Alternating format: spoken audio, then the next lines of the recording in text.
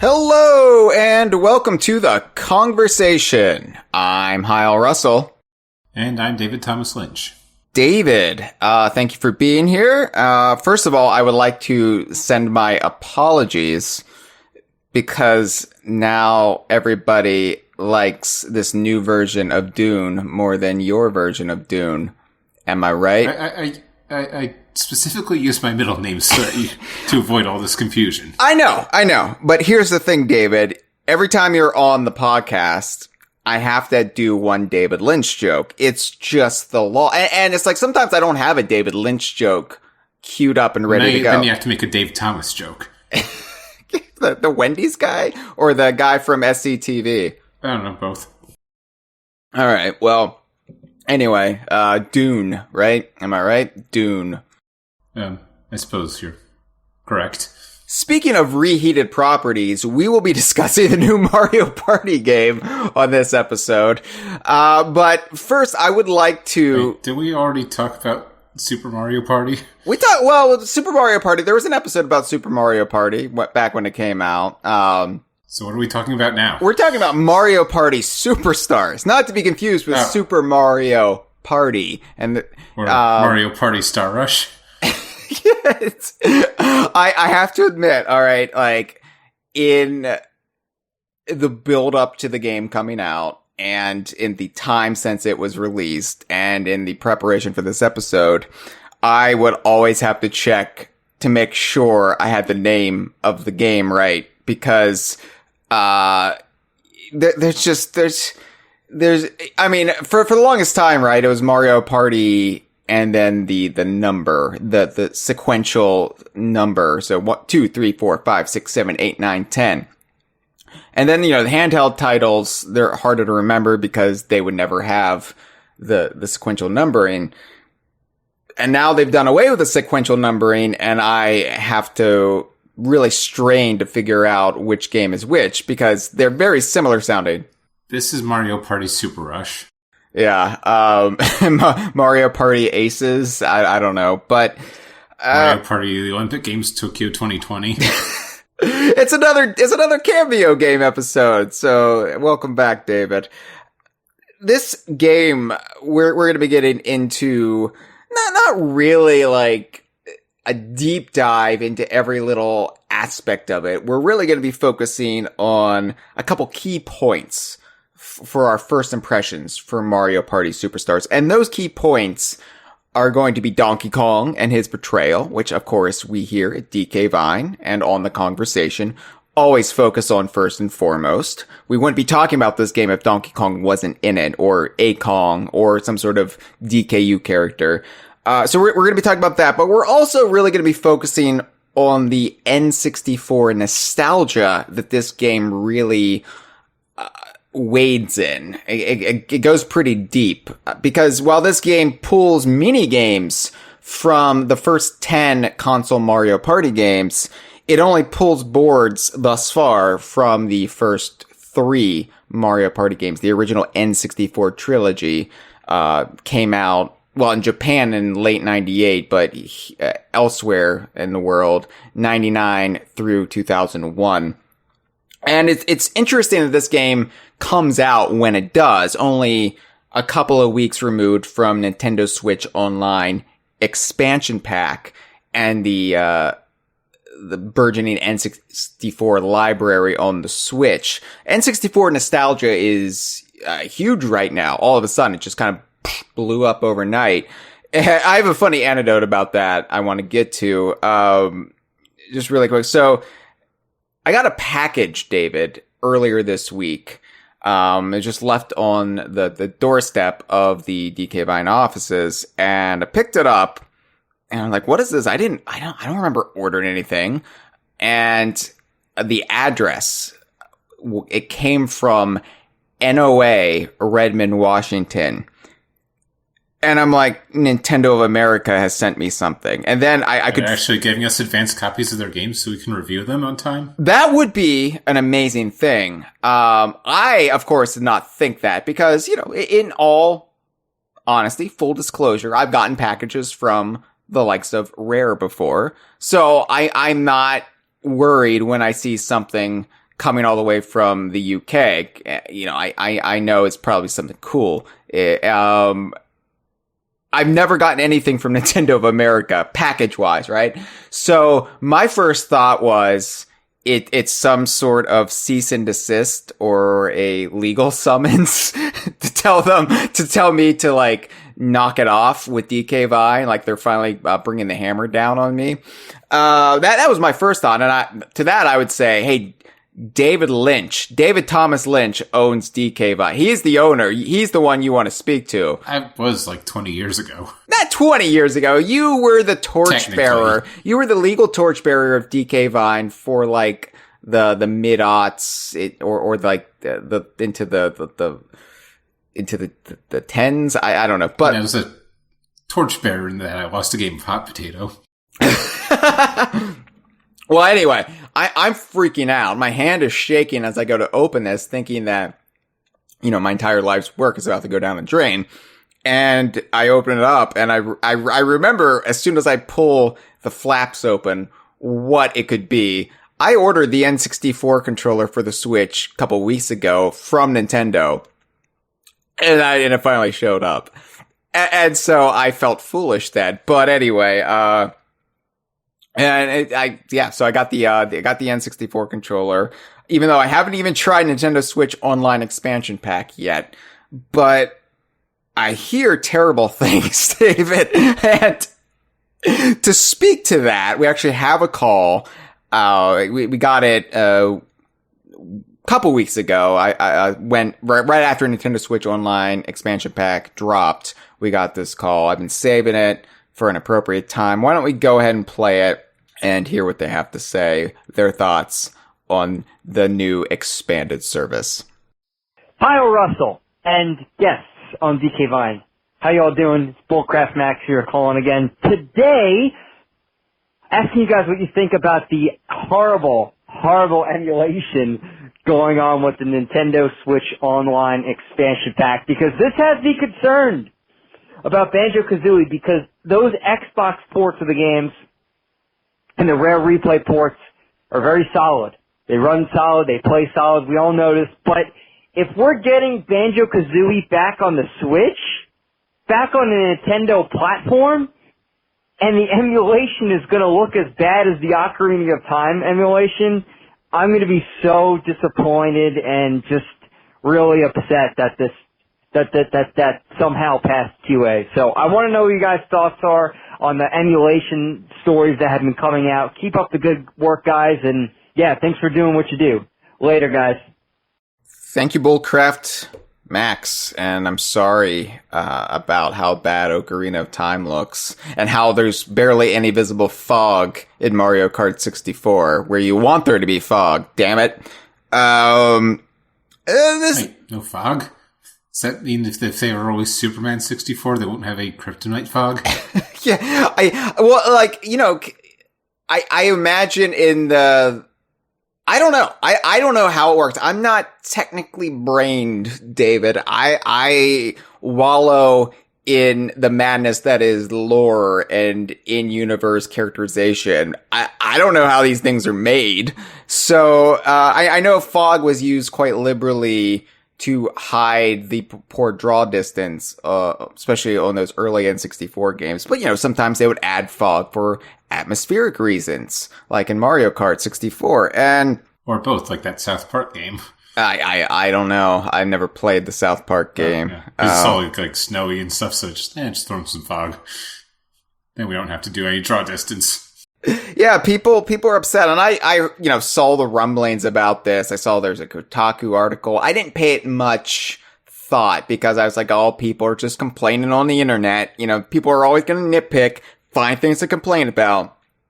But Bullcraft here is right. I actually looked into it, and I see the valid criticism behind it all. So is it like worse than the N64, or like just as bad and could have been better? I mean, it's not. It's worse than the N64 in some ways because it's just it poorly emulated, and it's a valid concern, especially when it comes to Banjo-Kazooie, because again, I don't know how this stuff works, but I know Rare would always do a lot of fancy tricks, a lot of fancy footwork when it came to getting the most out of the N64 hardware. I mean, they were legendary for it. And that's why you get these emulated versions of games like, say, Diddy Kong Racing, and you've got just a whole host of issues cropping up because the emulation doesn't preserve various workarounds, and it looks like shit in some places. And so, yeah, it is a worry with Banjo-Kazooie. We don't know what it's going to look like. And I don't really have anything to say to this. I wish I could have some words of wisdom, some comforting advice to help weather the storm. But Nintendo's going to be Nintendo. They're going to take the shortest route when it comes to game preservation. I'm just happy when they preserve games at all these days. So I don't know. We're going to have to wait and see what Banjo-Kazooie looks like. And is it bad that I'm just so happy that we're like going to be getting Banjo-Kazooie, the N64 version of it, playable in some form again? That I just like, I feel like somebody who is just settling for the lowest possible amount of effort. But, you know, if there is any potential for Diddy Kong Racing to come back, I feel like I would, I don't know, be in poor form to complain about it too much if it's not emulated perfectly, right? I think the most valid criticism about this, though, is if they're going to go through this half-assed amount of effort, the price shouldn't be as high as it is for the service. So, well, you could pay $30 a year, or you could have paid, $5 back in 2008, or to get a better version that you could still play on the Xboxes now. Yeah. I mean, like the Xbox versions, I think will still be the superior versions. I don't know. I mean, they have their issues too, but yeah. I mean, I don't know. I think all the issues are either inconsequential or, the note thing is for the better. Yeah, I mean, we could have a long, drawn-out debate about that. And one day we will do, like, an actual spotlight on just the XBLA versions, because I feel like they're worth talking about in their own right and, as, like, almost separate entities. And they are separate adventures if you factor in that the way they connect with nuts and bolts and all the weird references to this happening before. It clearly, in my mind, is explained by log making Banjo and Kazooie relive those events. So there, hey, I'm right. Yeah, I know. I was nodding in agreement. I know you can't tell because it's an audio thing, but yeah. What do you mean, David? You're right here in the studio. It's just we have right, but it's an audio thing, so we're just kind of recorded in the dark. Yeah, no, we have this right. We have this partition up. It's a tinted partition. We can't see each other. I had it installed when the pandemic began. Anyway, I don't know. Wait and see. I'm gonna hopefully give the service a whirl, Mario Kart 64 a whirl with my N64 controller now that it has arrived, because that's really what I was waiting for. I was like, right, $30 a year, and then you have to pay another $50 for the controls. Well, you don't have to buy the controller, but I was like, yeah. I want to do this right, especially if Donkey Kong 64, if and when it comes to the service, then I definitely want to use an N64 controller for that, because as somebody who played it on the Wii U and played it with the gamepad, no, I'm not doing that again. Anyway, N64 nostalgia brings us to Mario Party Superstars, the actual topic of this episode. And this game was announced at E3, and was it announced at E3? Was that when it was announced? I don't even remember anymore. I think so. I don't know. Yeah. It was an underwhelming announcement considering the hype and fervor when our Donkey Kong EPD story blew up online. And then all the expectation was they're going to announce a Donkey Kong game. And even if I didn't really think they were going to announce a Donkey Kong game, I still held out hope. And of course they didn't. And what we got out of the Nintendo Direct was, well, you get a new Mario Party game, but it's not really a new Mario Party game. It's a greatest hits Mario Party game, albeit... Wait, are we talking about Mario Party the Top 100? Yeah. It's not Mario Party the Top 100. It's a bit more polished of a package than Mario Party the Top 100. It's 100 mini games from each of the 10 numbered Mario Party games, not the handheld ones. They don't exist. You're not wrong there. Where are the Mario Party E mini games, David? For real. I know. I can't play Daisy's Rodeo. This is disgraceful. It's like having a Donkey Kong Country compilation without Donkey Kong Country Barrel Maze. Why would you do it? You wouldn't do it. So I haven't been very enthused about this game, and my history with Mario Party is well documented, and I don't feel like I need to relitigate it too much here on the conversation, but I feel like I have to, because every episode of the conversation is somebody's first episode of the conversation. So I'll say this. I loved the original Mario Party in 1999. It was fresh. It was different. I 100% completed it, did everything as Donkey Kong, as I want to do. And I was like, this was fun. This was a clever spiritual follow-up to Mario Kart 64, right? That's where I left off with it. And then Mario Party 2 came out a year later. It was like, oh, this is more of the same. I still enjoy this. And somewhere around Mario Party 3, and the realization that these were now annual releases, and being a Donkey Kong completionist, I started to feel the diminishing returns as the series went on, to the point where I actively dreaded every new entry from that point on. And yeah, I wasn't alone. I mean, I was getting a little burned out by the third one, and then kind of checked out during the whole GameCube and Wii eras. Yeah, I think it really, the DK Vine staff of that era, and I'm including you, because David, you're longest tenured staff member outside of me. And, like I said, we back then, had a very, very positive view of Mario Party that quickly eroded as the years went on. Especially once we hit Mario Party 5 and they removed Donkey Kong from the playable roster, and then it was like, okay, but he's still in the games. We still have to play them. We still have to cover them. Donkey Kong's still in there. We just can't play as him. So now it's even worse. And we just burned out. And go back to the Super Mario Party episode of the conversation from a couple of years back. I really liked Super Mario Party. I thought, hey, this is a fresh take on the series. It completely revamps how you do some things, but not in a way that just makes it worse, like some of the latter Mario Party games, in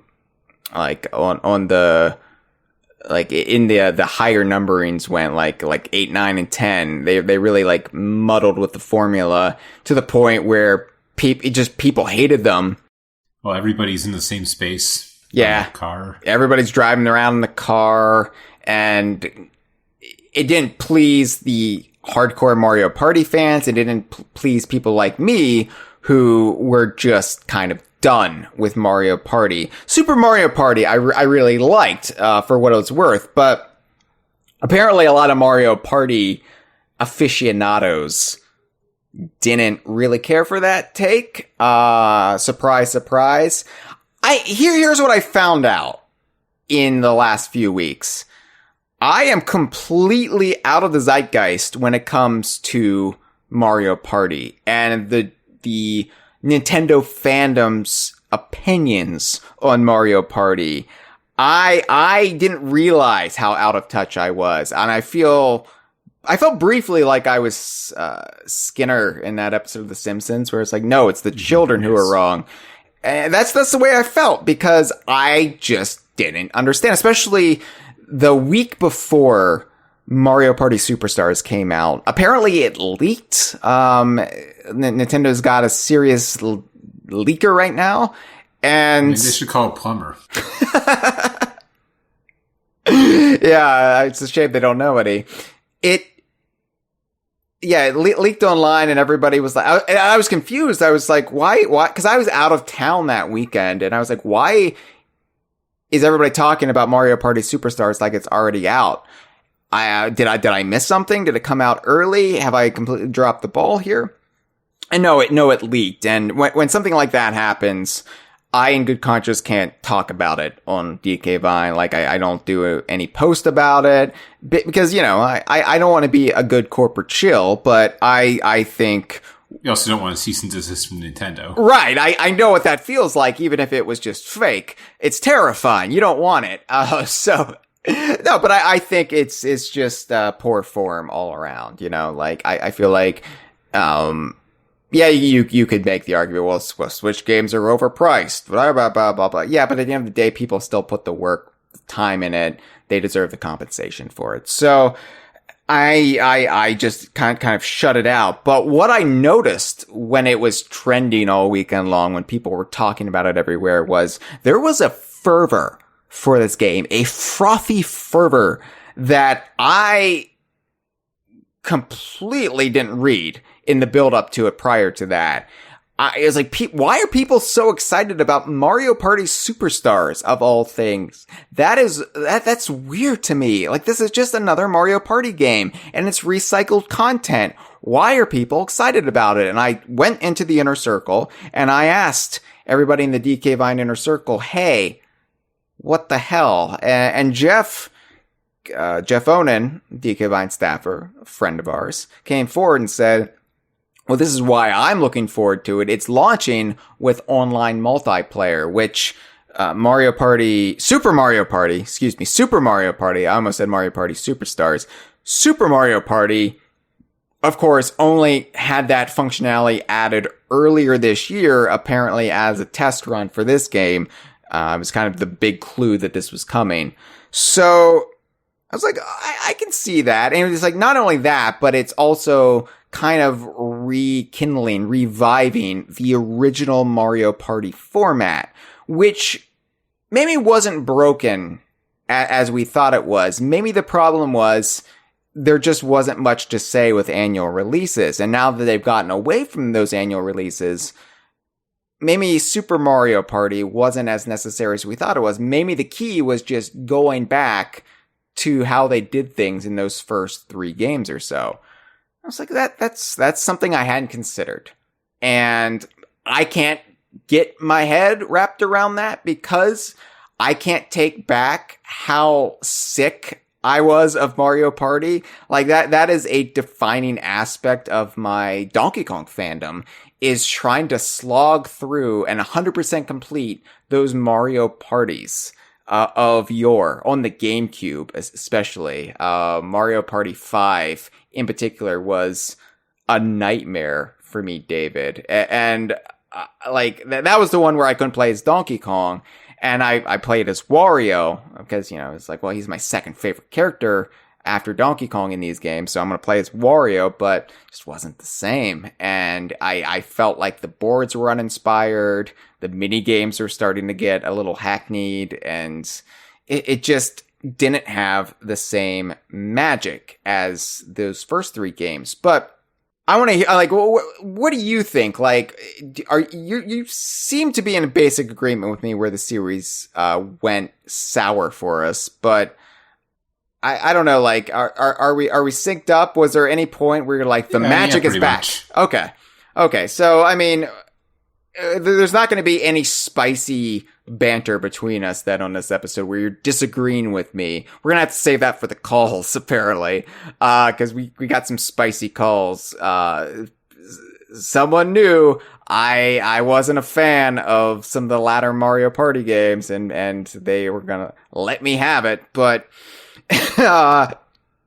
here's what I like about Mario Party, and here's what I also like about Mario Party Superstars, because the cool thing about this game is that it brought back the locale, one of my favorite locales, and not just Mario Party, but in all of the Mario series, any entry, and that is Mushroom Village. Mushroom Village was the hub of the original Mario Party, and it was just this little quaint, like rural town, with all these shops, right? And you know, as a Donkey Kong fan, how much we love, just like attaching all functionality of the game to specific characters in shops and buildings. That is right up our alley as Donkey Kong fans, as Rare fans, really. Because why hide things behind a menu when you can have that menu option just be a character with personality who you have fun visiting? And that was Mushroom Village. That was what Mushroom Village was. It was filled with a bunch of, as we knew them then, mushroom people. Not toads. They weren't toads back in 1999, friendo.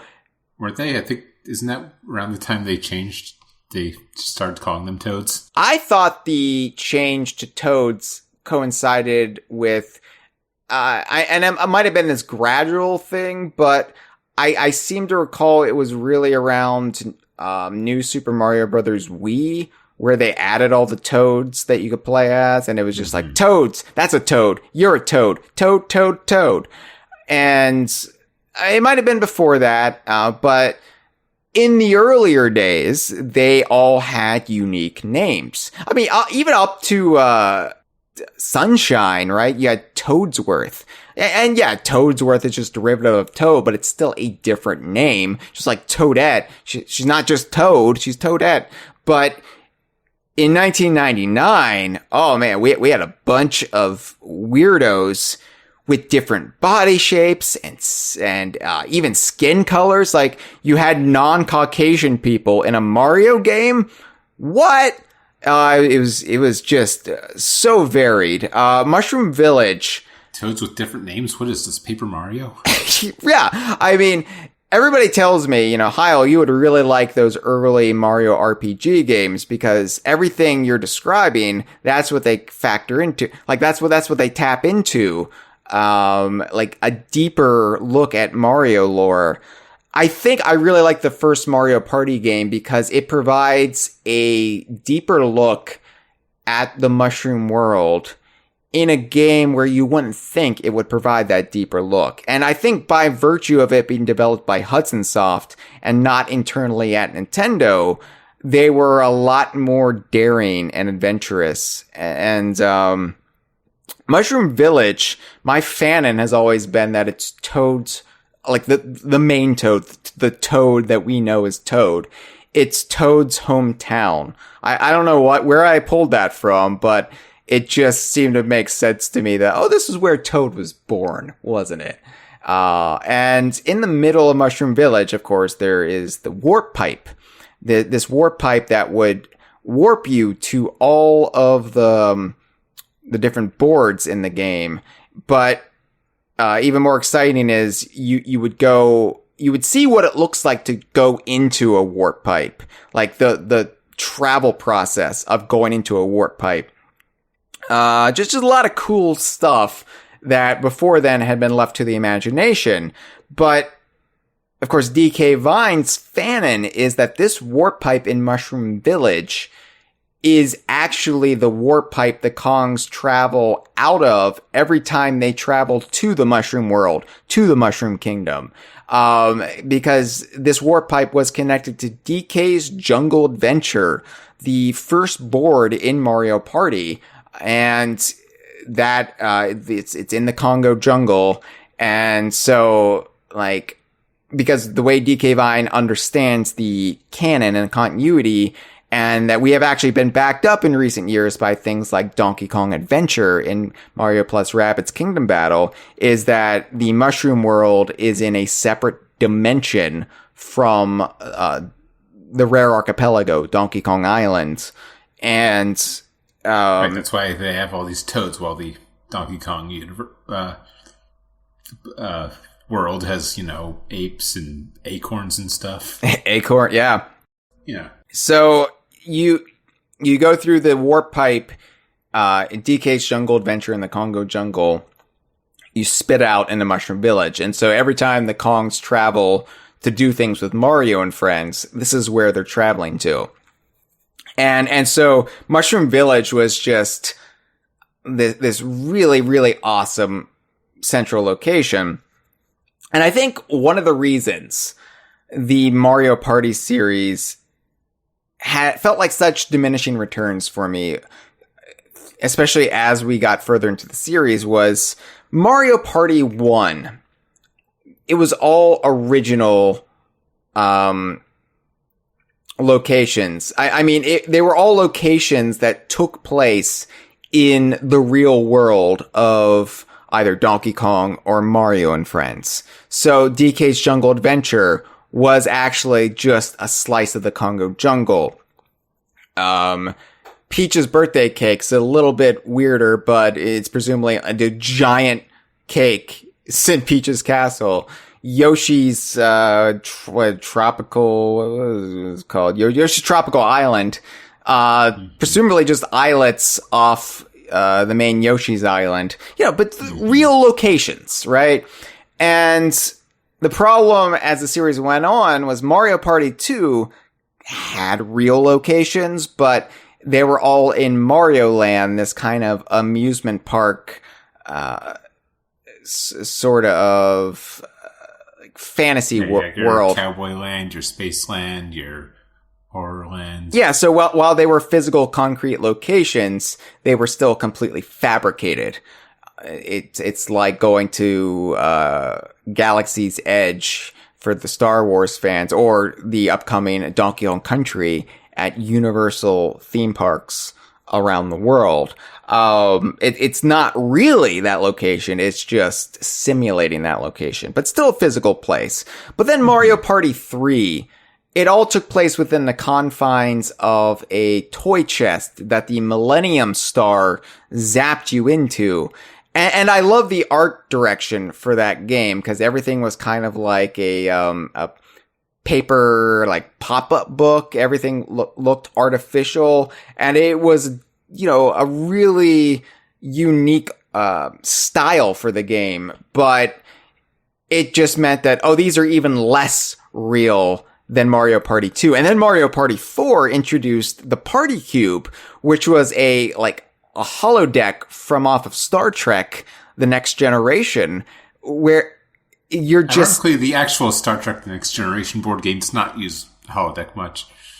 I wouldn't know. I've never actually never played a Star Trek board game.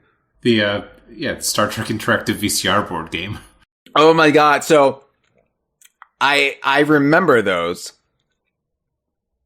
I had a there's one where like a Klingon hijacks the Enterprise, and you have an hour to stop him. I wonder if those are considered canon by Star Trek fans. Nah, probably have a page on Memory Beta. Yeah. I had a Candyland VCR board game.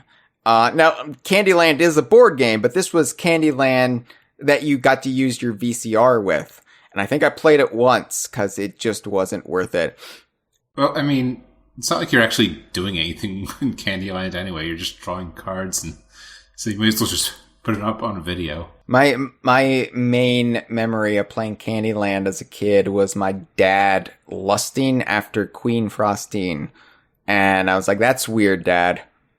Why are you getting horny over this cartoon lady on my game board? Learn that there's a time and a place for everything. Anyway, so Mario Party 4 was the party cube, and it just simulated these environments, right? None of them are real. The mini games weren't real. Everything was just a computer simulation, virtual reality for the characters. Mario Party 5 was just a dream realm, so they were just fantasies. You see my point, like, after the first Mario Party game, which played so much with the lore of Mario and Donkey Kong. My God, David, the golden banana horde in Donkey Kong 64. Where did Donkey Kong discover those? DK's Jungle Adventure, because the treasure you get for winning DK's Jungle Adventure are the very first golden bananas, the in-game debut of the golden bananas. My God. Anyway, so that's really what I love about Mario Party. And I think this is a little insight into my psyche about what I look for in a Mario Party game. And this is a realization I've come to, because I did a hard look at myself when I was feeling like I was out of the zeitgeist, right? When all of these Nintendo fans on Twitter, and I know Twitter is not really representative of the real world. It's just Nintendo fans who are active on Twitter are excited about Mario Party Superstars. I get that, but it made me realize just how out of step I was with Mario Party fandom. And I did this episode about Super Smash Brothers last time with Mitchell, and I brought up how, I'm not what you would call a hardcore Smash fan. I love Smash Brothers as an experience, as a celebration of characters and history and lore. I'm not really about the tournament gameplay and the competitive aspects and all of that. And then I realized I'm the same way with Mario Party. David, I actually hate party games. Fucking hate them. I don't like competition in video games. I love playing with my friends, but I love cooperative gameplay. I really don't enjoy PvP or player versus player versus player. I don't enjoy even something silly like a party game. I find it just tiring and draining, and I'm not really getting... Of course, you reach the end of Candyland, and apparently then you draw a Plumpy card, and that apparently makes you worse at the game than everyone else. Yeah. Fucking Plumpy. We talk about, like, game night and like playing board games. I don't really like playing board games, and I realize, like, the reason for that is I just don't like competing against people. It's a hollow temporary feeling of victory that it's like a sugar rush. It doesn't last. And then if you're just completely getting walloped time and again, that's not fun either. I play video games to immerse myself in a universe. And so I came to the thought that, like, yeah, of course the original Mario Party is my favorite because that is the most immersive Mario Party.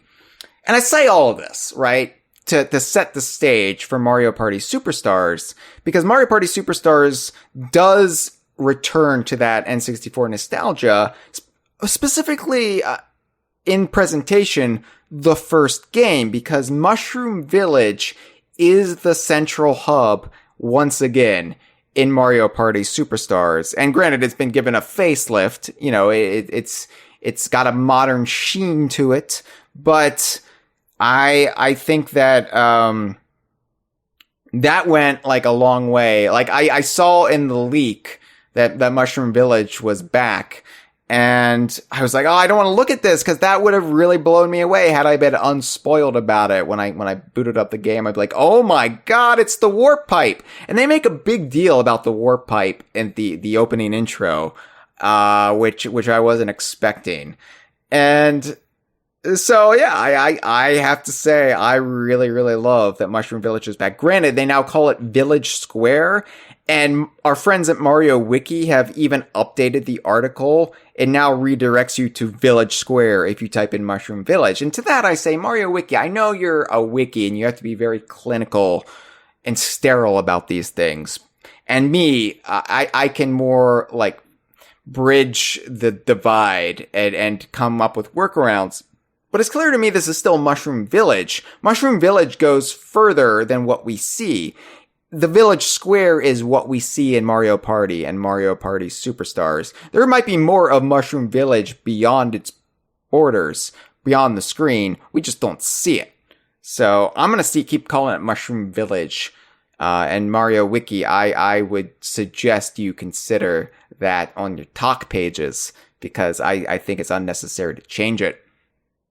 Anyway. Looks like there's no talk page for Village Square so far. Oh, okay. Well, let me teach. Apparently, somebody just went rogue and. Let me teach the controversy then, and say there should be a discussion, because it's canon in one game. It doesn't make it non-canon if a game brings in a different name. Just both names work. And it's clear to me that a village square is smaller than the implied Mushroom Village. It's the village square of the Mushroom Village. Anyway, I'm sorry. I love you, Mario Wiki. We're good friends, DK Vine and Mario Wiki. It's true. We're very good friends. We put aside the bear hostilities of the 2010s, and we've squashed our beefs and broken bread together. But I like that Mushroom Village is back. I have to say, I don't like that they've replaced all of the unique mushroom people with your bog standard Mario characters. And then, of course, Nintendo was going to do that. Of course, 2021 Nintendo was going to do that, because 2021 Nintendo, they're very weird about what characters you're allowed to use. And they of course, they've chucked this whole extended cast. But I want to go through each building one by one, bring up the original character that was there, and now the replacement. So the Mushroom Shop is now run by a generic toad with a yellow cap. Whereas in the original Mario Party, it was run by a very tall and lanky, mustachioed mushroom person who we gave the fanon name Pierre, because he looked French, and Pierre was one of the only French names we knew as kids in 1999. Some of these have canon names, some of them have fanon names, and I don't really remember which names are canon and which names we completely made up in 1999. But so just roll with me here. As far Mario Wiki calls the Mushroom Shop clerk, so I guess Pierre is the one you made up. Pierre, yeah. I love the way the Mushroom Shop looked in Mario Party, because there was also a wanted sign for Bowser hanging on the wall, which implies this whole thing. When I say Mario Party 1 really expanded the lore and made you think about Mario's world in ways the standard Mario games never really did, I meant it, including Bowser has a wanted poster. Bowser is wanted by the authorities, which says to me he's a fucking war criminal.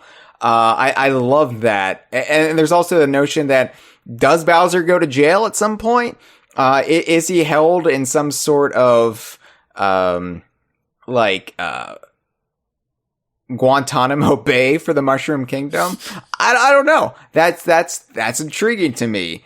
If there's a wanted poster, that must be a possible outcome at some point, and then he must break out of jail, or I don't know, argue for diplomatic immunity. I don't know how it happens, but there's a whole backstory there that we'll never know. All of these shops, the interiors of these shops and buildings, are a lot more generic looking than they were in the first Mario Party. There's not a lot of detail. I mean, they look prettier because it's a game for the Nintendo Switch versus a game for the Nintendo 64, but they're more zoomed in. There's not a whole lot to see. Kind of underwhelming on the interior. I do appreciate that the exteriors all basically look the same. These are clearly the same buildings. They've just gone through changes in the last 2 decades, whether, employees change, ownership change, or the buildings just completely change. Like a place goes out of business and a new place moves in. I mean, just be thankful these aren't all Spirit Halloweens. Yeah, Toad's shop now has a spinning coin instead of the word shop. Yeah. I like they added new like flair to some of the buildings. The Mushroom Bank.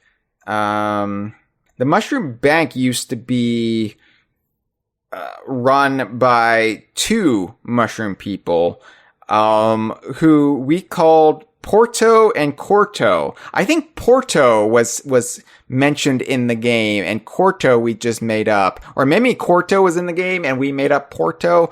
There was a logic behind there. But the Mushroom Bank is now closed completely, and it's been replaced by something called the Friend House, which is run by Toadette. The Friend House. Which just sounds like this really weird, community center. I don't really know. But why did the mushroom, you think? Sounds like the place where incels move when they go to the friend zone. Oh no.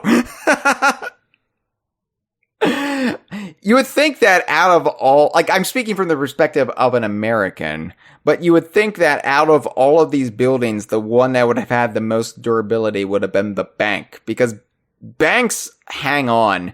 Banks are always merging with each other, sure, but, they're always building new banks, and you don't really see old banks close. There's a bank, every 3 feet here in the U.S., and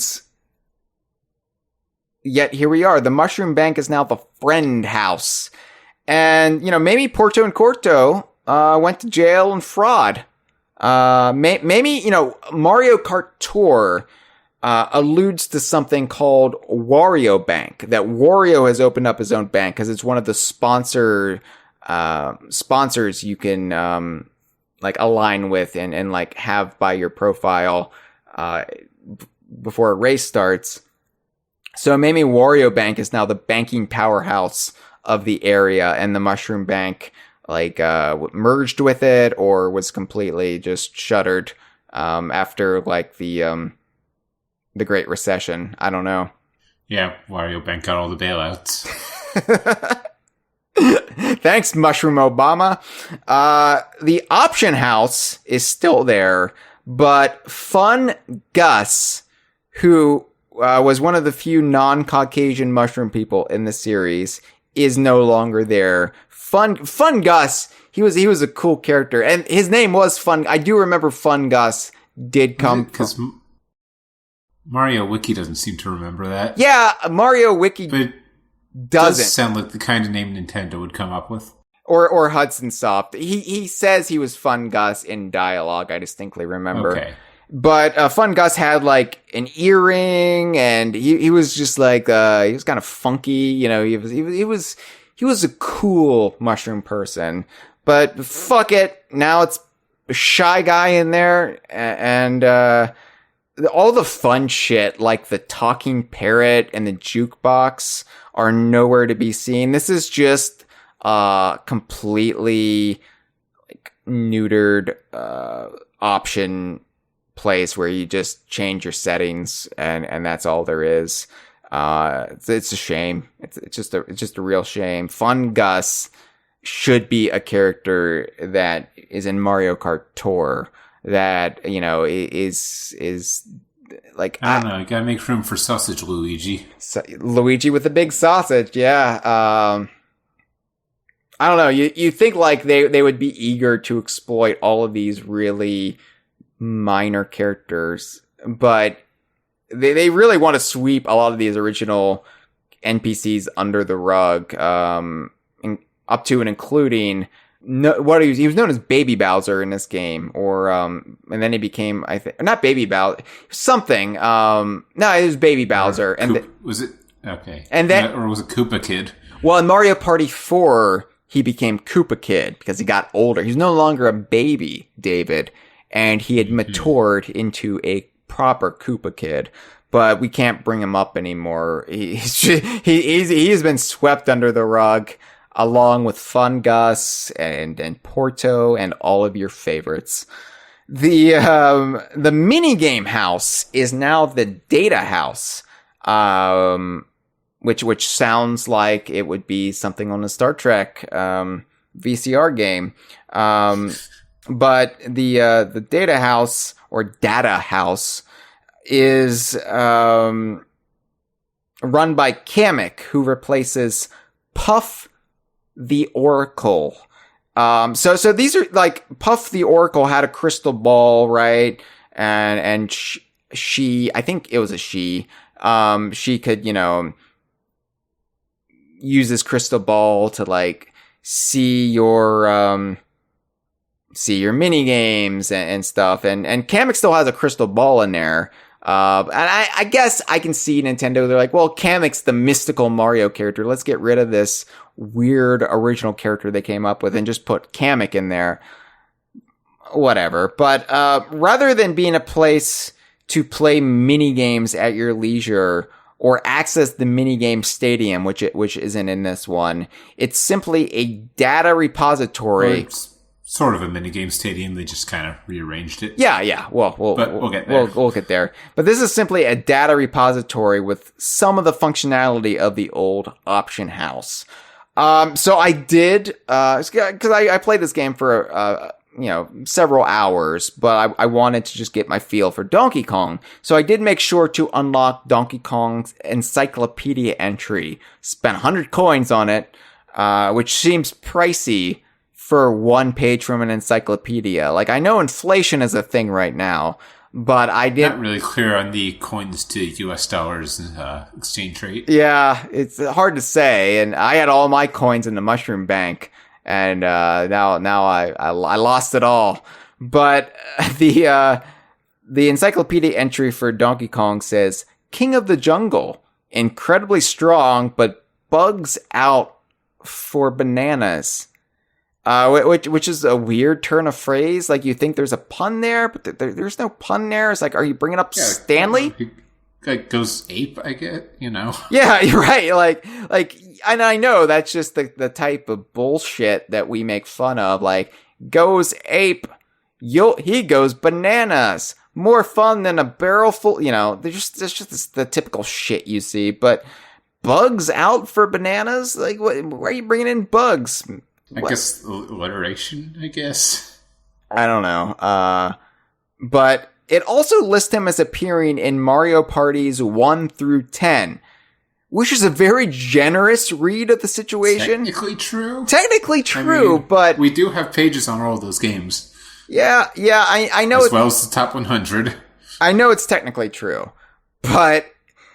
I don't know, it feels disingenuous at best. Like, yeah, we've always loved Donkey Kong. Whoa, yeah, we never relegated him to NPC status, in those middle entries. I don't know.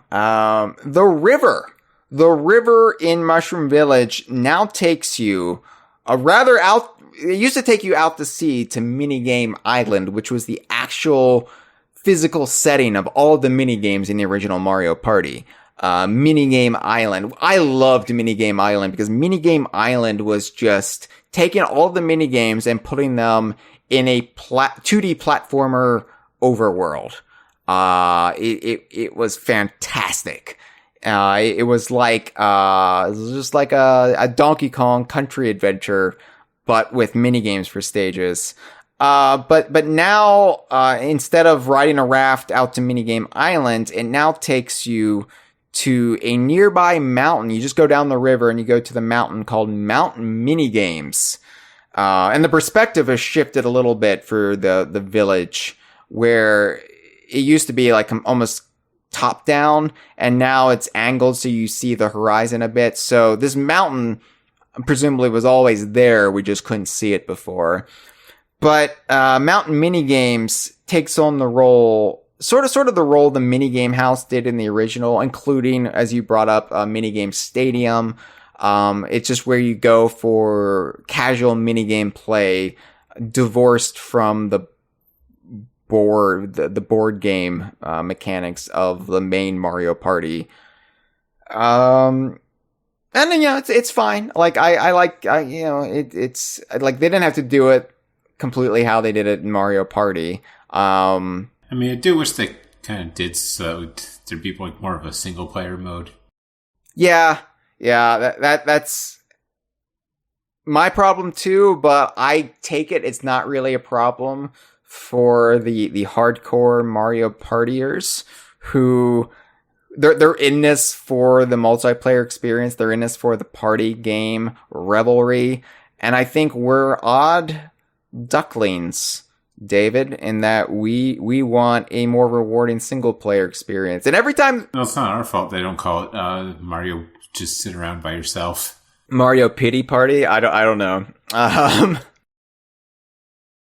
Yeah, I mean, every time they've tried to fuss with the formula and tried to make the single player experience more rewarding, what they've done is actually just simplified it and actually reduced the amount of features. And I appreciated it at the time. I think it was like Mario Party 6 where they really started. I thought Mario Party, the top 100 or whatever it was called, I thought they had the right idea. You know, you just have the minigame island and there's barely even a multiplayer mode at all. I actually haven't played Mario Party, the top 100 only yet. one board. I can't speak to that because I haven't played it. Whoops. Anyway, yeah, I mean, I wish they had more personality in all of this, but for 2021 Nintendo and for their weird internal rules about characters they can use, this is as best as we were going to get, and I'm just happy to see the location back, even if the liveliness therein has kind of been stripped away. But Donkey Kong himself, let's talk about Donkey Kong, because even though Pierre and Puff are nowhere to be seen, Donkey Kong is in this game. He is playable in this game. And I know this game basically uses the engine from Super Mario Party, but Donkey Kong's got some new animation in this game. And it's lovely. It's quite lovely. I like the way Donkey Kong moves in this game. He looks great. And there's one little pose he does where he, goes to straighten his tie and he like has this like look like, damn, I look good. Right? And it's like, I don't know if I've ever seen Donkey Kong do this. Where he actually victory animation in Mario Party 3, I think, or maybe 2. Or yeah, he has straightened his tie in those. You're right, but it's never looked this clear because Donkey Kong looked like shit in those games. So, like not as bad as Super Smash Brothers, not like with the weird cone head, but I'd say exactly as bad. It was pretty rough. I mean, at least his. Oh, you're right. Yeah. Yeah. His head was a lot less triangular. But here we've got, you know, a nice rendered Donkey Kong. And yeah, you see him like straighten his tie and his eyes kind of squint like, that's right, thirsty much. It's cool to see Donkey Kong with a little bit of swagger because that's the way I think Rare always portrayed him is like, he was, you know, lazy and a bit of a goofball, but he did have this kind of cheek to him. This little level of like 90s cool that I think sometimes Nintendo gets away from when they portray him as what we would call a toothy grin jackass, where he just bares his teeth like he is high on bath salts. And speaking of the toothy grin, this has caused quite a bit of a stir. I mean, a mild stir, but enough of a stir where Game Explain is doing a video about it. The toothy grin, gummy smile ratio in this game. I think they really balanced it. They try to balance it, almost 50-50 for the very first time. Usually in these games, Donkey Kong's all teeth, or he's no teeth. The teeth might appear maybe in one or two scenes or animations, but it's generally like gummy smile. Here, he, like, it's back and forth, to the point where it looks like his teeth retract into his gums, like Wolverine's claws. Well, so what's your explanation? I mean, that's not what's happening. DK Vine staffer Matt brought up the other day. The fact that since, I don't know, for the past 10 years or so, or maybe longer, Donkey Kong's chin has gotten bigger, and like from the way it was during the Rare years.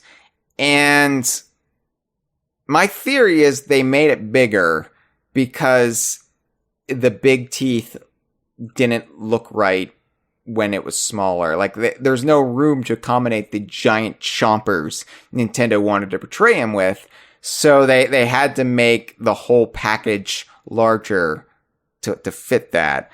But in recent years, they've kind of gone back to the gummy smile a little bit, and they realize, like, Donkey Kong just looks good doing the gummy smile on occasion, and not every occasion calls for the toothy grin.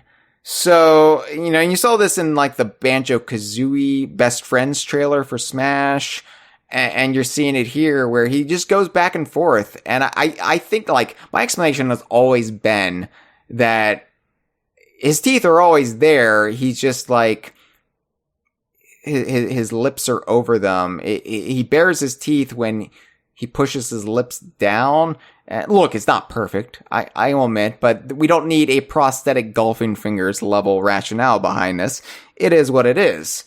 And I think what Nintendo needs to do, though, what they really need to do is just reduce the size of the teeth just a little bit, like halve them, cut them in half. And I think it wouldn't look as weird when he goes back and forth between the two. Like, only his lower jaw? Yeah. Like, you look at what Rare was doing before the buyout, where they were planning on taking the look of Donkey Kong and things like Donkey Kong Racing. They were giving him teeth in Donkey Kong Racing, but they were very small teeth. They were actually appropriately sized teeth for a gorilla. And I think maybe not that small, because I'm willing to meet Nintendo halfway with this, because I have a lot of say in the matter. But, maybe just something that's more modest in size. You don't need enormous hedge clippers in your mouth. You can get by with something that's, a little bit more demure. I don't know. But, I mean, do you even need teeth to eat bananas? I've never actually eaten a banana without teeth, so couldn't tell you. I mean, I still use them because I have them, but I don't know. I'm pretty sure you can just mush it down, and I'm pretty sure. I mean, a banana itself will pretty much slide down your throat without much provocation. Like with the peel, Sea of Thieves style. Yeah. You'll need your teeth for that one.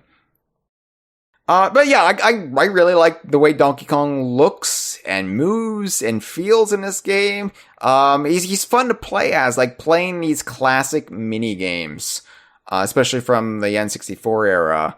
But with Donkey Kong looking this good, it's a treat. As a Donkey Kong fan, as somebody who plays these games just because Donkey Kong's in it, I do really enjoy that aspect of it. And my only big complaint, David, is where the fuck is Diddy Kong?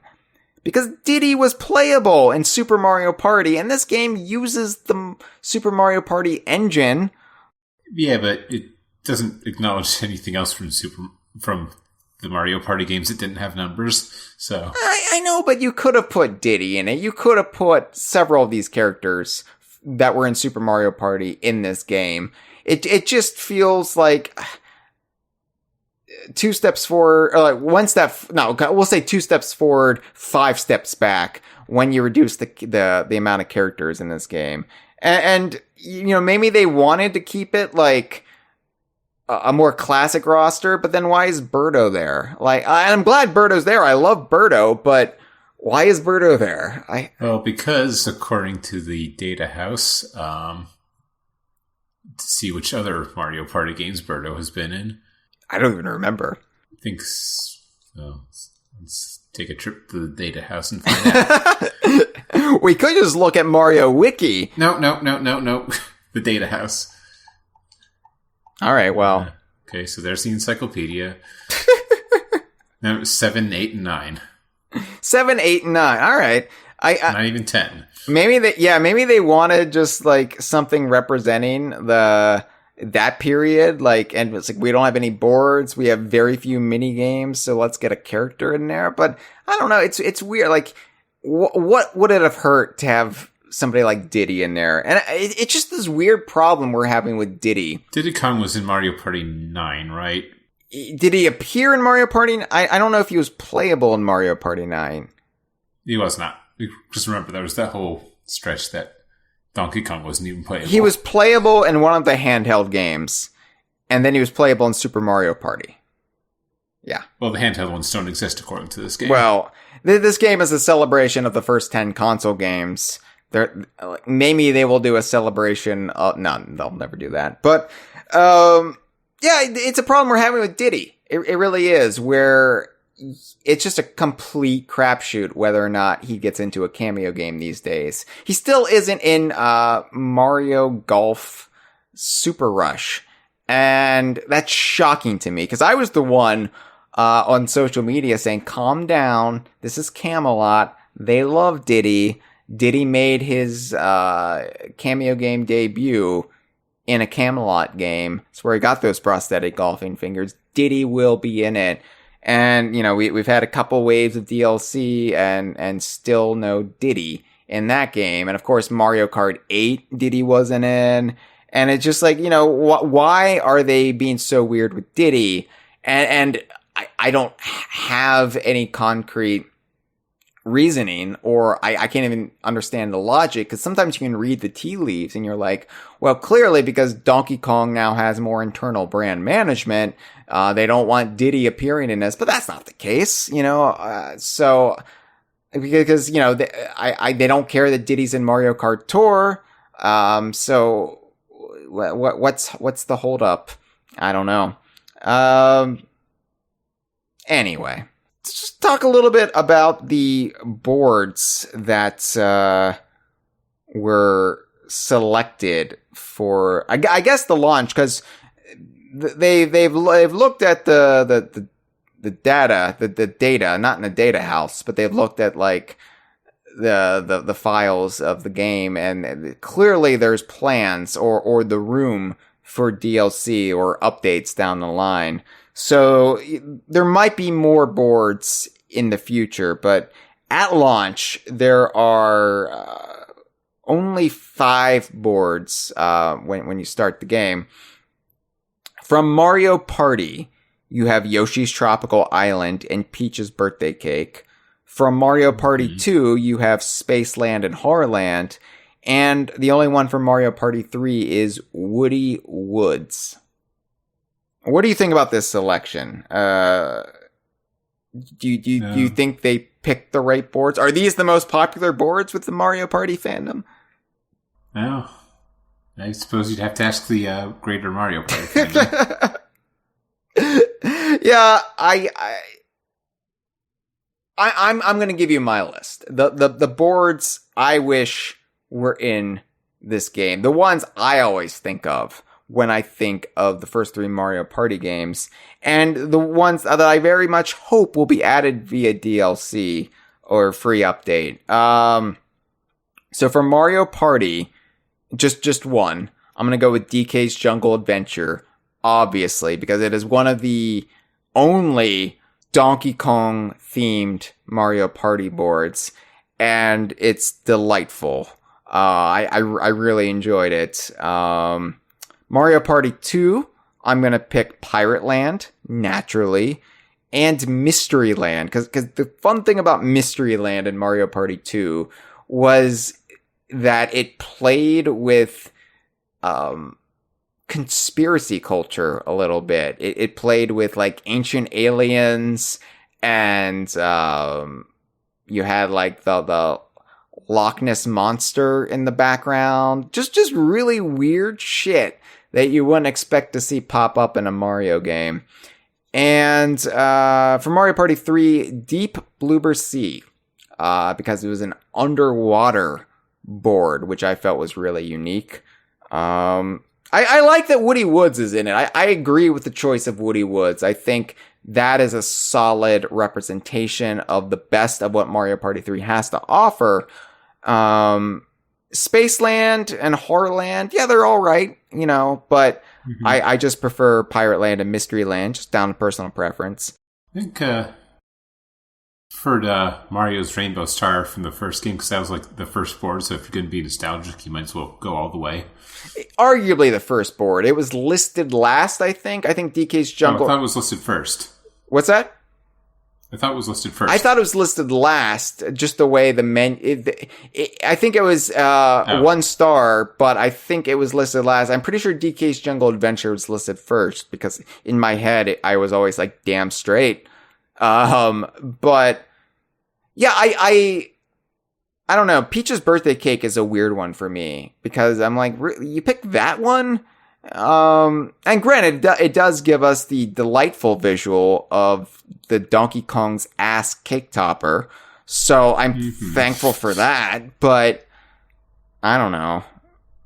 I always use more Donkey Kong's ass.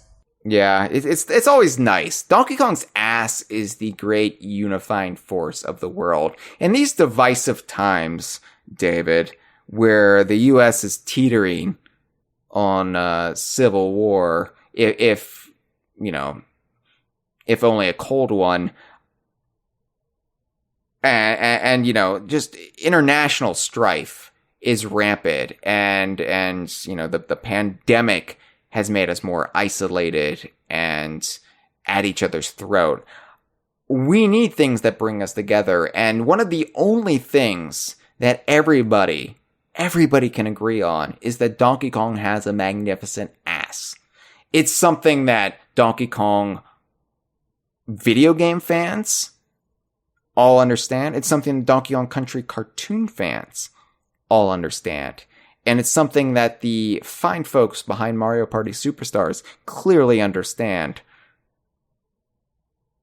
I think I need to write an editorial about how Donkey Kong's ass can bring us together. Or else I'll just call into C-SPAN. Anyway, so then for Mario Party 3, that game have a board called Blowhard. So we'll go wait, what? What was it called? The Blowhard? Blowhard? Is that like the porn parody of Die Hard? Hold on.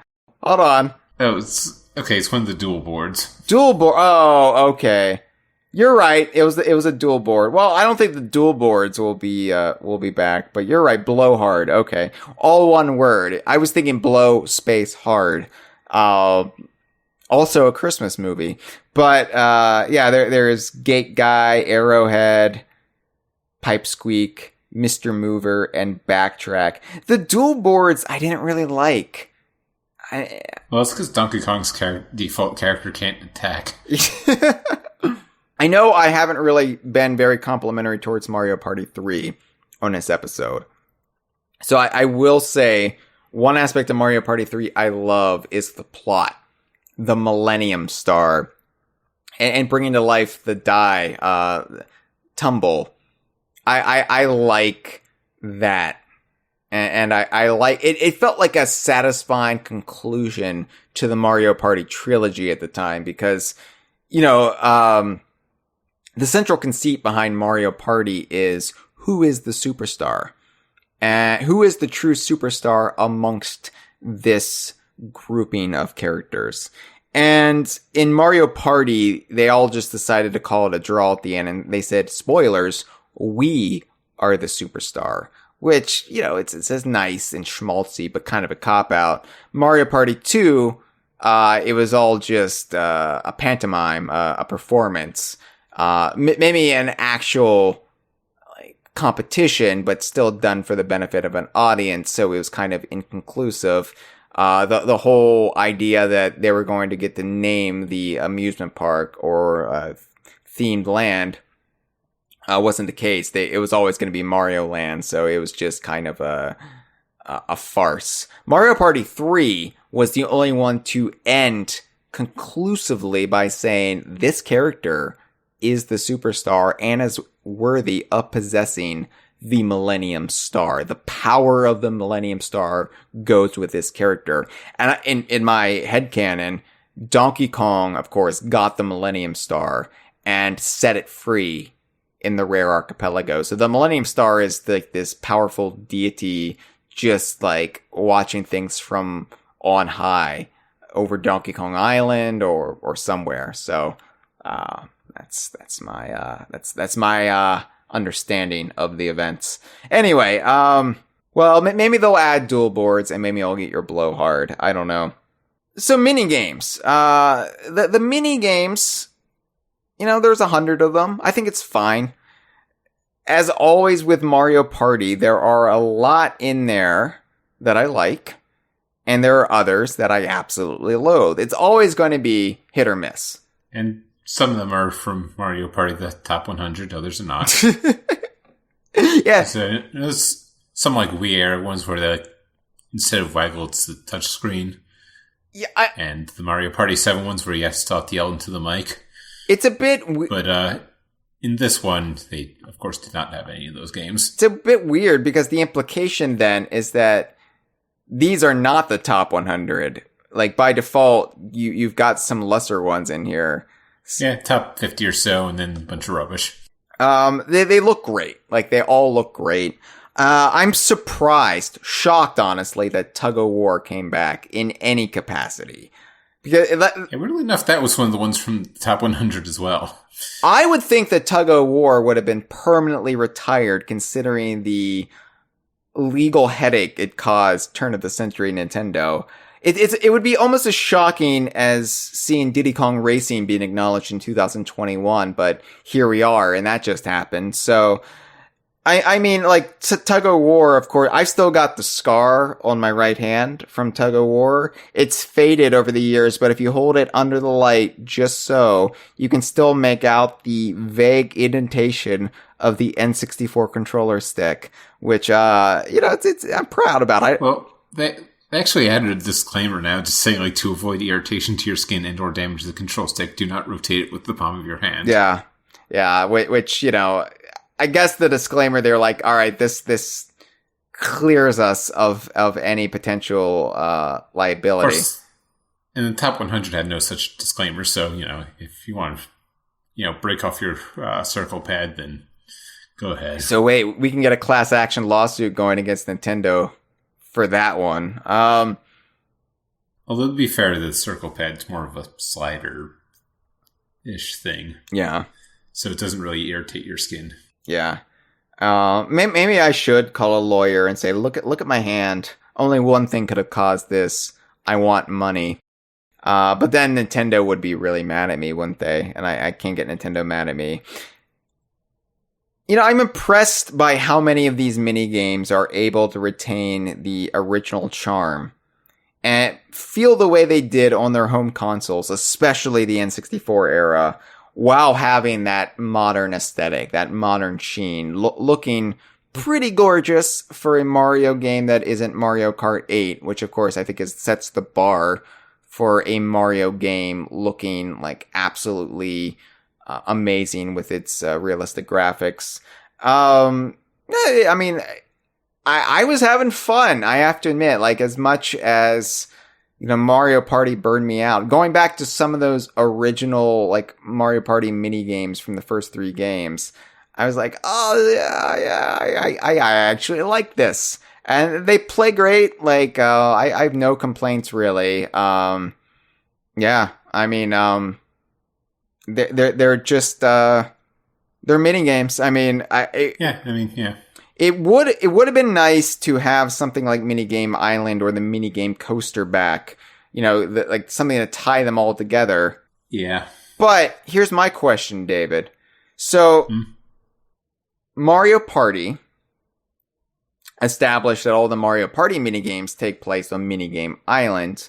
Mario Party 2 established that all of those minigames take place along the Minigame Coaster.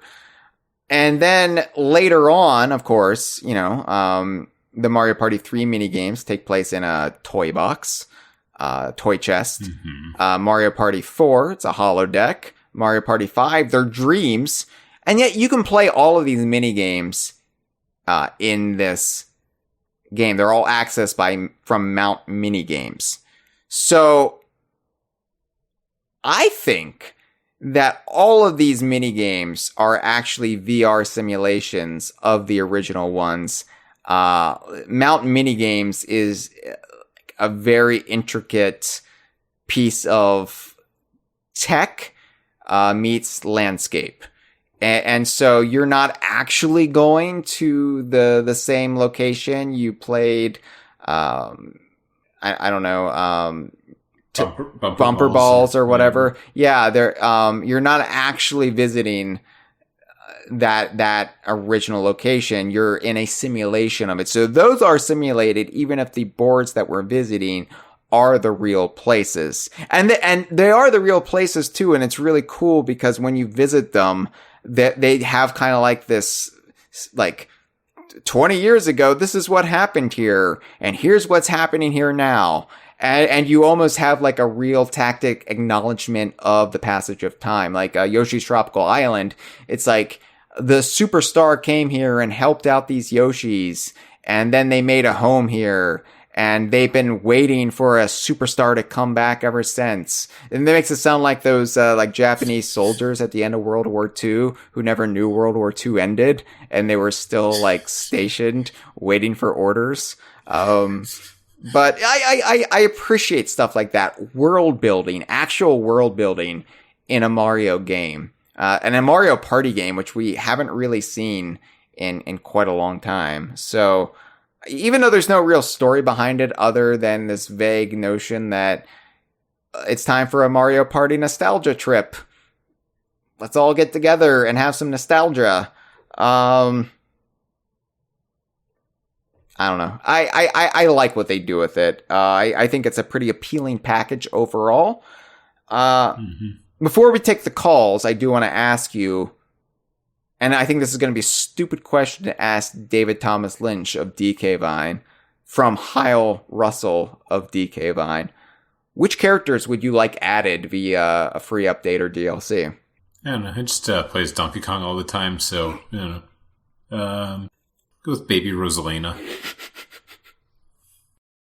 Maybe Pink Gold Peach.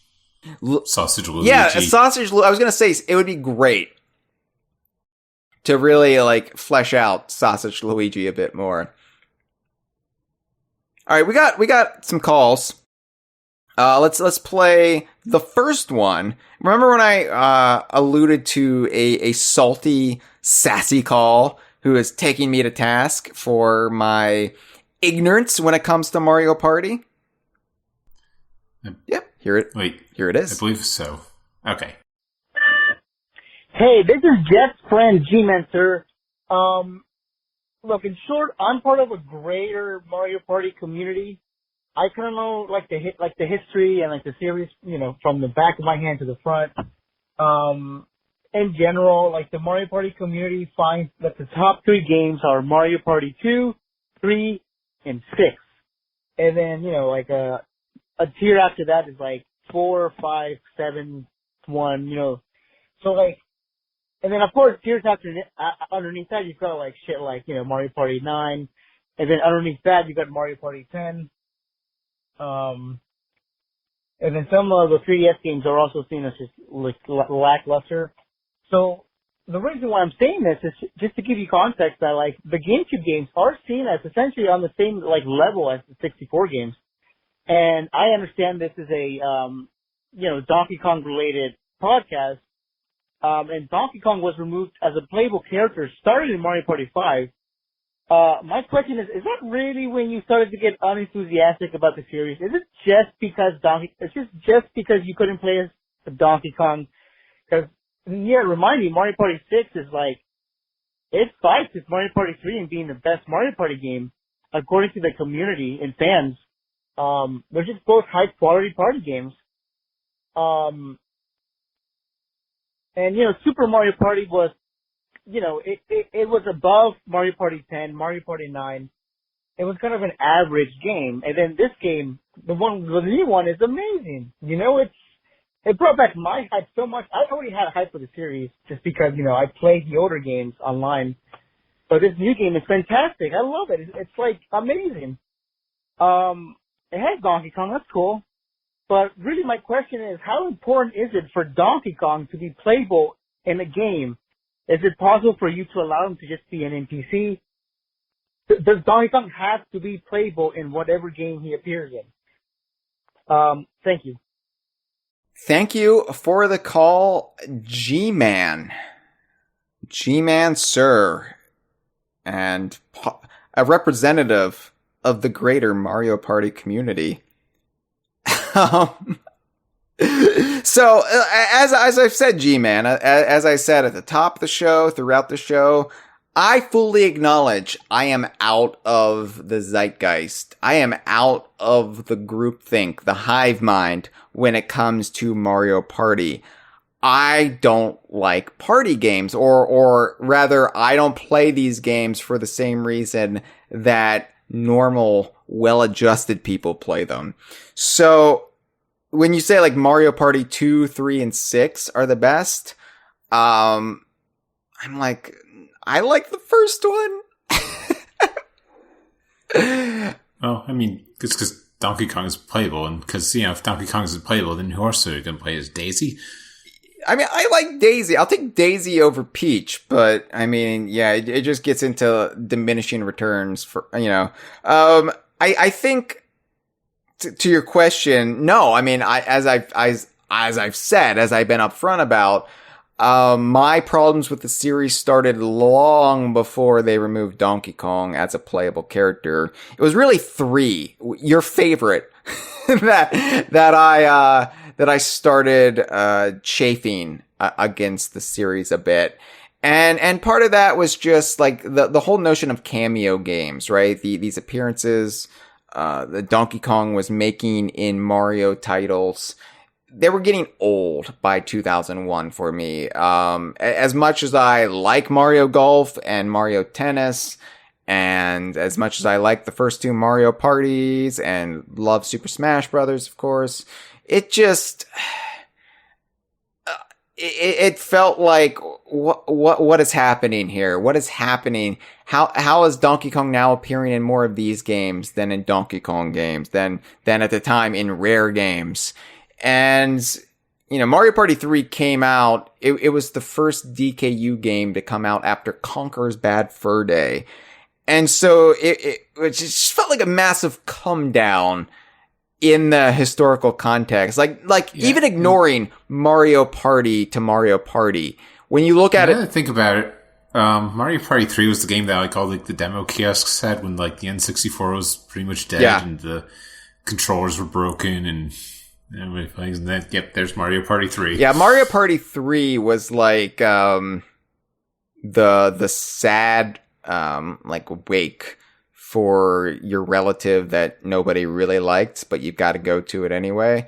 It was, I don't know, coming from my perspective, I had been in the game after Conker's Bad Fur Day, which at the time was this genre breaking, immersive cinematic experience that shattered the taboos and charted this bold direction for this character that we were familiar with.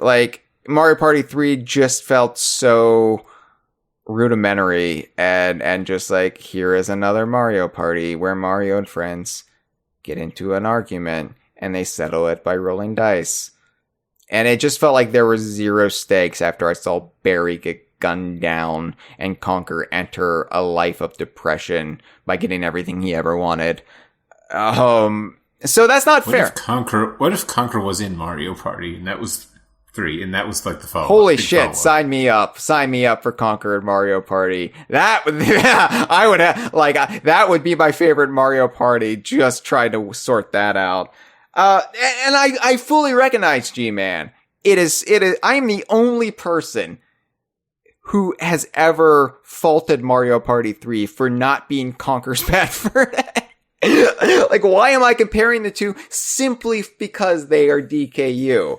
And that's stupid. And I get that. So, I recognize I'm in the wrong here, but no, it wasn't that Donkey Kong, was removed. Like, my problems with the series started before that, but I will say that Donkey Kong getting removed as a playable character therefore did remove any personal stakes I had in what was happening. It was terrible because it was the worst of both worlds. I still had to buy the Mario Party games, but now I couldn't play as one of my favorite characters in all of fiction, in all of entertainment. I could not play the reason I was buying the game. And I don't think Donkey Kong has to be playable in every game he appears in. Mario Golf for Game Boy Color is a game I adore, and Donkey Kong only appears in a brief cameo at the very end. And I don't fault for that. So I think if a game feels unique and fresh and has an enticing world that appeals to me, then Donkey Kong can just make a cameo appearance. A recent example, it's not Donkey Kong, but Yuka and Laylee make a cameo in the game Demon Turf, which has just been published by Platonic Friends, and we're going to be talking about it on the next episode of the Kongversation, barring any like crazy news breaking. And I don't have a problem with that. But again, like that, it's kind of apples and oranges comparing that to a Mario Party game. So, yeah, I mean. So what you're saying is that unless you can play as either Donkey Kong or Joe from off of Mario Golf, then it's complete rubbish. Essentially, I'm saying that, but I'm saying that without saying that. No, I think since Mario Party has been dialed back from the annual releases, I seem to enjoy it more. While I was not enthused about Mario Party Superstars, I have enjoyed playing it. And so, therefore, like, I think if we can strike a balance, right? Like, I liked Super Mario Party because it felt fresh and different. But I like Mario Party Superstars because it feels like a return to form. So I don't really know if I want like a Super Mario Party 2 or a Mario Party Superstars 2. But you know, I would even allow like 2 per system, a game that does something different and a game that's more of a classic greatest hits compilation. That would be fine. Just stay away from the annual releases. Like, let's never go back down that route again. I know they sold. I bought them, so I contributed to my complaints. But it just, I feel like a game needs to say something. A game shouldn't exist purely to turn profit. There should be some artistic merit behind it. And I think Mario Party, especially the ones you listed in the lower tiers, I think, like a 7, 8, 9, or 8, 9, 10, whatever it was. I think, they were just making Mario Party to make Mario Party. And that's really where the series went wrong. I feel like they if they stretched it out a bit more, and put all their good ideas into one game and, you know, had it be even a biannual release, I wouldn't have gotten burned out as quickly as I did. But also, I recognize I'm a freak. I'm a weirdo. And I'm okay with that. And I just hope you understand that it's just my opinion. And I'm not saying this is the way it is. Because clearly, I am not part of the Mario Party community. Although I do love Woody. And I do love 1 versus 3 minigame tree. Anyway, since you brought up, like, you know, which Mario Party game is best, so apparently your in-game profile, you can, you know, fill out your favorite game, your favorite board, etc. Yeah. And also, you can, you know, go online. It actually tells you which games everybody else says is your favorite. So just going to read the top 10 list right here. All right. The worst Mario Party game ever, by which I mean there's no ranked choice voting, so it's the least amount of people said it's their favorite, was Mario Party 7. Then 9th place is Mario Party 9. 8th place, Mario Party 10. 7, Mario Party 4. 6, Mario Party 6. 5, Mario Party 5. And then 4 is Mario Party 8. Wow. Yeah, I don't know, I guess that was the first one they did for the Wii, so I guess a lot of people had that anyway. We babies, yeah. Yeah, third place is Mario Party 3, and then second place Mario Party 1, so therefore Mario Party 2 is the best. I'm shocked Mario Party 1 got 2, because I feel like I that's what I listed as my favorite, but I felt like G-Man really put it in the second tier, and really lauded 2 and 3. And apparently 2 is... Yep, the people have spoken. 2 is the best. 2 is also the only one that was available on the Wii U, the Virtual Console. So maybe that's why it's so up there. It's the one classic Mario Party game that has been readily available to play. I mean, I listed 2 as my favorite. Just because the first one's like the most fresh. The second one, improved on some stuff, so wasn't quite getting burned out just yet. So. One aspect of 2 that we haven't talked about is that all the characters wear costumes on every board. Yeah, that one did not make it into the boards on this one. No. It sort of reminds me a little bit of Nuts and Bolts, how all the NPC characters would take on personas in each world. But I also, like, my biggest problem with Nuts and Bolts is that the worlds are artificial, which is my problem with those Mario Party entries from, like, 3 onward. So, anyway, let's go ahead and take our last call, and then we'll wrap everything up with our final thoughts. Hey guys, Rick here. I gotta say, this is the most fun I've had with a Mario Party game since 8.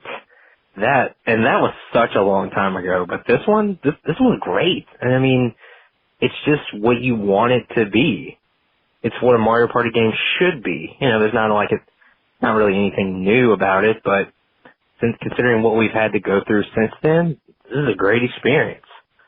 As for Donkey Kong, as I'm playing as him, I couldn't help but notice his legs.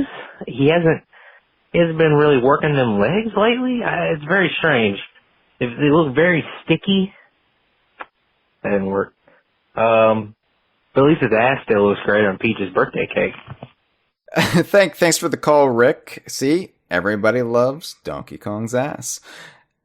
And apparently everybody loves Mario Party 8. The fourth best Mario Party game. I know, I was shit-talking Mario Party 8 earlier, and now come to find out it's one of the favorites. Again, I'm just so out of touch. I'm not on the TikTok. I don't know what a glow up is. I don't know. I don't know. I'm old. I don't. I mean, it's probably nostalgic. It's like the Wii was more popular than Jesus, so It was. It really was. So Donkey Kong's legs. But then again, Mario Party 9 was one of the worst, so I don't know. Donkey Kong's legs. This is actually not a recent phenomenon. This goes back to, I think, Donkey Kong Country Returns, where Retro beefed up Donkey Kong's arms, his forearms in particular. They made them thick and beefy, and as a result, Donkey Kong's legs look more spindly. And it's really noticeable in this game because you see him kind of from a more top-down perspective in a lot of these mini games. And so it's, and on the board, I guess. So it's different from seeing him, from a side view. But yeah, I mean, this has been a consistent part of his look for over a decade now. I guess he just skips leg day all the time now. We know he does push-ups because we've seen him from Donkey Kong 64. Starts with him doing push-ups, one-arm push-ups even. So I guess he just doesn't work out his legs, and it's caught up with him. And that's fine. That's continuity right there. That's consistency. We've never seen him do squats. We've never seen him do the leg lifts, but we've seen him do push-ups. So it's paying off that bit from DK64. Final thoughts, David, on Mario Party Superstars. What do you think? Kind of lacking in the single player department. Could have used a mini game island type thing, but the online multiplayer, which I haven't really talked much about, but due to your disdain of playing against people, but if you're into the the party stuff, the multiplayer online stuff, probably your best Mario Party in terms of that stuff. Yeah, I think, if you're like a G-Man or if you're like Rick and that's what you look for in Mario Party, this is going to be exactly what you wanted for years. Maybe since Mario Party 8, maybe since Mario Party 6. I'm finding out all sorts of things here. But if you're like David and myself and you're looking for a more robust, Lonely Hearts Club experience, you might not find it here, but that doesn't mean it's not worth your time. If you have any nostalgia for the first 3 N64 games, I think you'll be in for a treat. I don't know how much replayability you'll get out of it, and I think that will be told in time, especially when we find out what they're adding, if they're going to be adding anything. But it's nice to have a return to basics, in all honesty. Online multiplayer is what makes this game. Online multiplayer out of the box is what makes this game. And it does make me question, though, why they didn't just put the original trilogy on Nintendo Switch Online with that functionality. Cause I'm not fussy when it comes to modern polish on these games. I don't need Banjo-Kazooie remastered. I don't need the original Donkey Kong Country trilogy redone. I like the way they look because they are of that time.